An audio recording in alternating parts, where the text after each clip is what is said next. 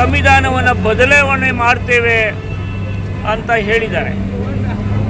ಯಾವ ಹಿನ್ನೆಲೆಯಲ್ಲಿ ಅಂತ ಹೇಳಿದ್ರೆ, ಆ ಮಾಧ್ಯಮದವರು ನೀವು ಮುಸಲ್ಮಾನ್ ಬಾಂಧವರಿಗೆ ಮೀಸಲಾತಿಯನ್ನು 4 ಭಾಗ ಮೀಸಲಾತಿಯನ್ನು ಕೊಡ್ತೀವಿ ಅಂತ ಹೇಳಿದಿರಲ್ಲ, ಅದು ಸಂವಿಧಾನದ ವಿರೋಧ ಅಲ್ವೇ ಅಂತ ಅಂದಾಗ ಇವರು ಹೇಳ್ತಾರೆ, ನಾವು ಸಂವಿಧಾನವನ್ನೇ ಬದಲಾವಣೆ ಮಾಡಿ ನಾವು ಅವರಿಗೆ ಮೀಸಲಾತಿಯನ್ನು ಕೊಡ್ತೀವಿ ಅಂತ ಒಂದು ಸಮುದಾಯವನ್ನು ಓಲೈಕೆ ಮಾಡುವಂಥ ಒಂದು ತಪ್ಪನ್ನು ಅವರು ಮಾಡ್ತಾರೆ.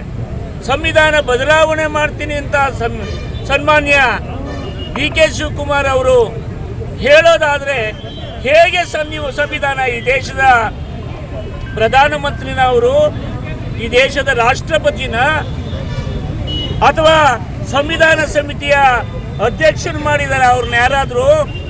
ಅವತ್ತೇ ನಮ್ಮ ಬಾಬಾ ಸಾಹೇಬ್ ಅಂಬೇಡ್ಕರ್ ಅವರು ಯಾವುದೇ ಒಂದು ಧರ್ಮಕ್ಕಾಗಿ ಮೀಸಲಾತಿಯನ್ನು ಇಡಬಾರದು ಅನ್ನೋದನ್ನು ಸಂವಿಧಾನದಲ್ಲೇ ಉಲ್ಲೇಖ ಮಾಡಿರುವಂಥ ಸಂದರ್ಭದಲ್ಲಿ ಸನ್ಮಾನ್ಯ ಉಪಮುಖ್ಯಮಂತ್ರಿಗಳಾದಂಥ ಡಿ.ಕೆ. ಶಿವಕುಮಾರ್ ಅವರು ಈ ರೀತಿಯಾದಂಥ ತನ್ನ ಪೊಗರಿನ ಮಾತುಗಳನ್ನು ಆಡಿರುವಂಥದ್ದು ಇಡೀ ಸಮಾಜಕ್ಕೆ ಮಾಡಿರುವಂಥ ಅಪಮಾನ.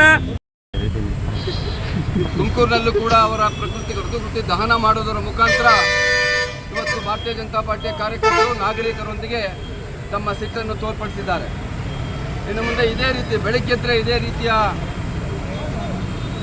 ಸಂವಿಧಾನ ವಿರೋಧಿ ಚಟುವಟಿಕೆಗಳನ್ನು ಮಾಡ್ತಾ ಈ ಸರ್ಕಾರ ಯಾವುದೇ ಅಭಿವೃದ್ಧಿಯ ಕಡೆ ಗಮನ ಕೊಡದಲೆ ಬೆಳಗ್ಗೆದ್ರೆ ಇದೇ ರೀತಿಯ ನಡವಳಿಕೆಗಳನ್ನು ವಿರೋಧಿಸಿ ಭಾರತೀಯ ಜನತಾ ಪಾರ್ಟಿ ಮುಂದಿನ ದಿನಗಳಲ್ಲಿ ದೊಡ್ಡ ಒಂದು ಜನಾಂದೋಲನವನ್ನು ರೂಪಿಸಲಿದೆ.